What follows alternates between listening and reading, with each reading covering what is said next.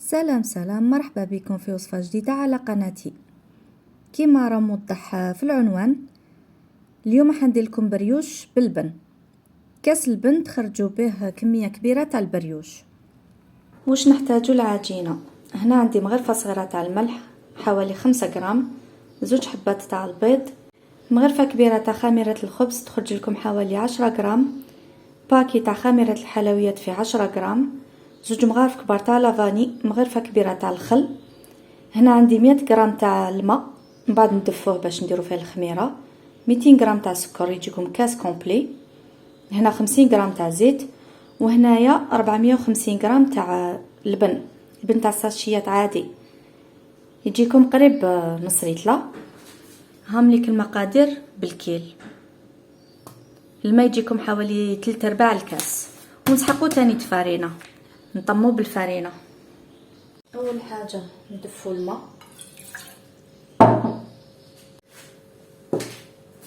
نحطو فيه خميره وشويه من السكر ونخلوه يتفاعل.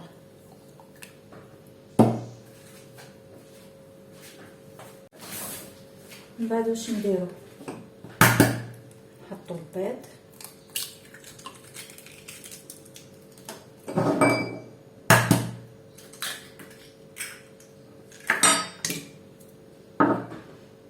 قرصه تاع الملح،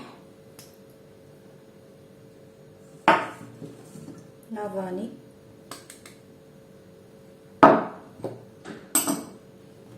السكر، ونجو نخلطو مليح.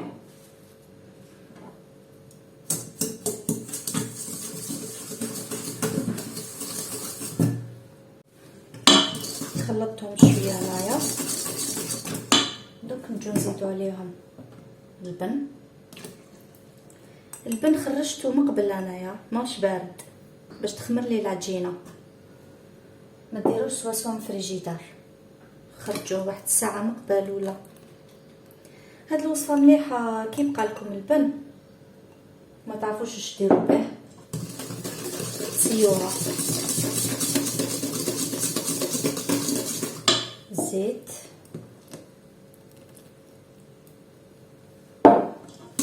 نخلطو كامل المكونات. كي تفاعل لنا الخميره نجو نحطوها هنايا،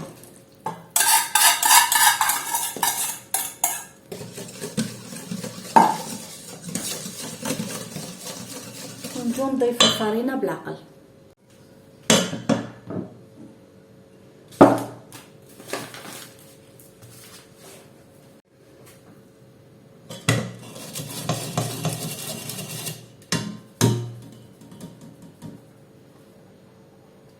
نضيفو الفرينه بالعقل ونخلطو حتى تولي عندنا عجينه طريه، ما تنشفوهاش بزاف العجينه تاعكم.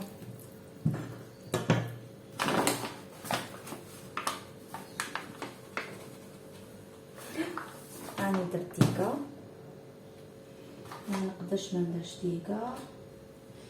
الكاس الثاني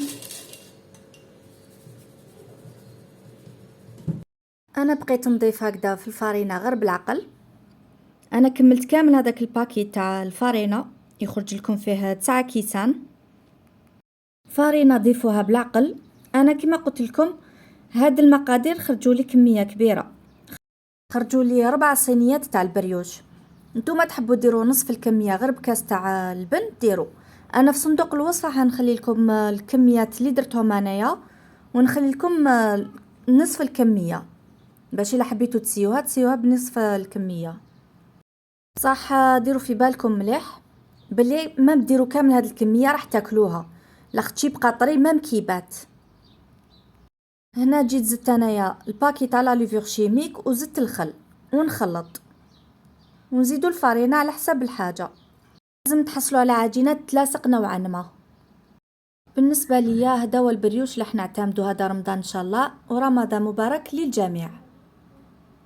انا كملت كامل كيلو تاع الفرينه وزدت كاس فيه 120 غرام، حاب يقول كيلو و120 غرام. شوفوا العجينه تخلوها تتلاصق ونعجنوها مليح. هاوليك القوام تاع العجينه، تخلوه يتلاصق شويه. تحبوا تزيدوا له شويه باش الا عجنتوا بيدكم تحبوا تزيدوا له شويه تاع فرينه زيدوا له. كيما قلت لكم انا هاد الكميه درت فيها كيلو و120 غرام، زدت كاس على الكيلو. تقدروا ديروا نصف الكميه. انا درت شويه تاع الزيت باش تخمر لي مليح. نجي نقلبها على وجهها ونخليها تخمر.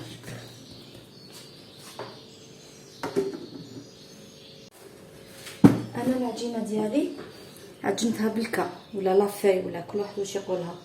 تحبوا تعجنوها بالاخر تاع العجينه الكروشي ولا تعجنوها بيدكم كيما تحبوا. نخلوها تخمر.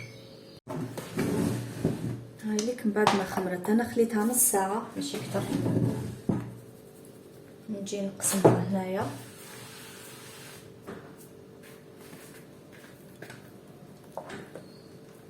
اوبا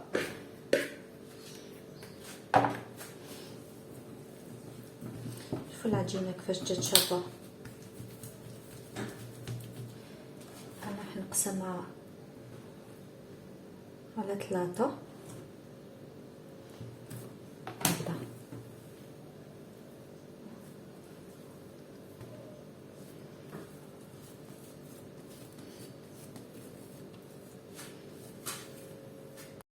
قسمتها باش نخدم بها بشويه هكذا لاخاطش الكميه كبيره. وجيت درت اول شكل. واش درت؟ حكمت هكذايا القسم الاول تاع العجينه، جيت قطعت هكذايا مرسوات تجين قراب كيف كيف، دورتهم كورتهم هكذايا كويرات. من بعد كل كويره فتحتها هكذايا، درت كميه تاع شوكولاته للطلي. كرات العجينه يرجع ليكم تحبوا ديرهم صغار تحبوا ديرهم كبار. انا درتهم صغار هكذايا، والكميه تاع الشوكولاته لداخل ترجع ليكم تانيت. تحبوا ما ديروا الشوكولاته ديروا حاجه واحده اخرى ديروا. تحبوا تخلوا الكرات فارغين خلوا الكرات فارغين. من بعد درتهم هكذا في صينيه. انا كرفست البابي كويسون باش يشد لي لداخل الصينيه. الصينيه اللي استعملتها صغيره باش الكرات ديالي يتلاصقوا بيناتهم. نزيدوا واحده اخرى معاكم نفتحوها بهذا الشكل غير بيدينا. هذا ما كان بهذا الشكل. نجي ندير قسم غرفه صغيره تاع شوكولاته ليطالي في الوسط. شوكولاته ليطالي ما تذوبوهاش باش تجيكم سهله الخدمه. لو كان تذوبوها تولي سايله ما تقدروش تخدموا بها.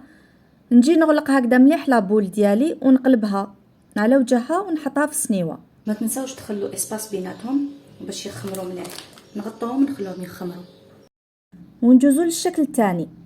الشكل الثاني انا حكمت هكذايا نفس الكويرات درتهم كيف كيف بنفس الحجم. جيت فتحتهم بهذا الشكل على شكل اسطواني هكذا اوفال. وجيت درت هكذا كميه تاع المربى في الوسط. مربى اللي مستعملاته انايا تاع لافخاز فراوله. هو من الافضل ديروا مربى يكون شايد روحو شويه ما يكونش سايل بزاف. انا هذا اللي عندي كان سايل عذبني شويه. جيت دورتهم كيما الخبزات كيما نخدموا الخبز عادي. تقدروا هادو تاني تحشوهم بالشوكولاته كيما تقدروا تخلوهم فارغين ولكم الاختيار. كيما تقدروا تاني تعقدوا شويه الكونفيتور تاعكم فوق النار.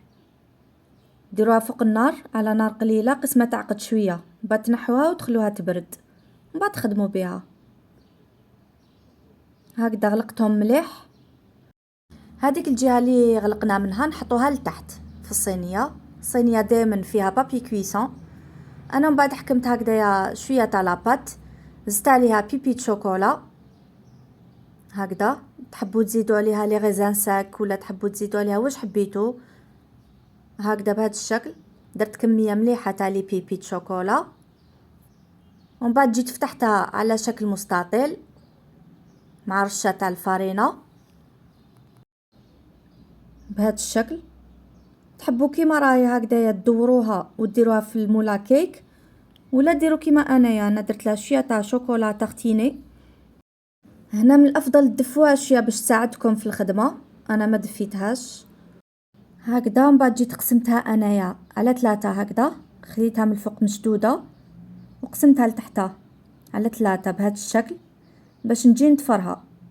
انا هنا تقلبتها، لازم نتقلبها، ما نقدرش ما نتقلبهاش، وكملت تفرتها. هذه حبيت نديرها داخل مولا كيك.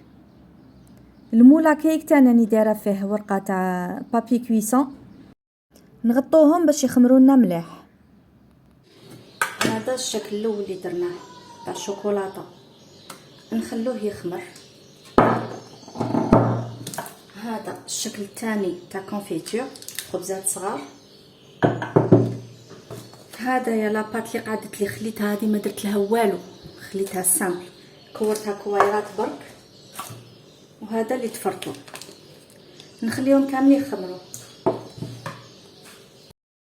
البريوش تاعكم لازم يخمر مليح باش يجيكم مليح، وما تنسوش بلي يزيد يخمر في الفرن.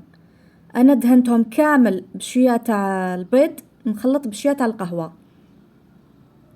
حتى هدايا حتى فوق الشوكولاته ودهنتها باش ما تنشفليش بهذا الشكل هكذا كامل باش يجي محمر مليح.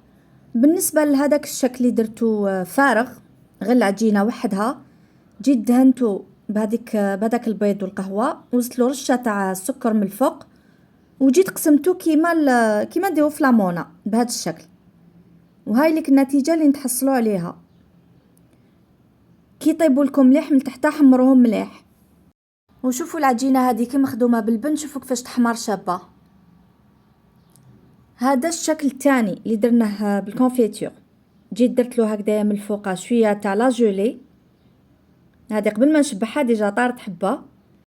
بالنسبه للشكل الاول تاني درت له شويه تاع لا جولي هكذا من الفوق، ورشيته بشويه تاع شوكولاته مبشوره.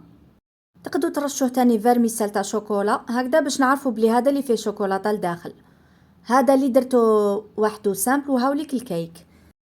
هادو هما وصفات لنهار اليوم، نتمنى يكونوا عجبوكم. المقادير كانت تلقاهم في صندوق الوصف. ما تبخلوناش بجام بارطاج كومونتير شباب ان شاء الله. وصحة رمضانكم ورمضان كامل الأمة المسلمة، وحنا نتلاقاو في وصفات أخرى إن شاء الله. مع السلامة.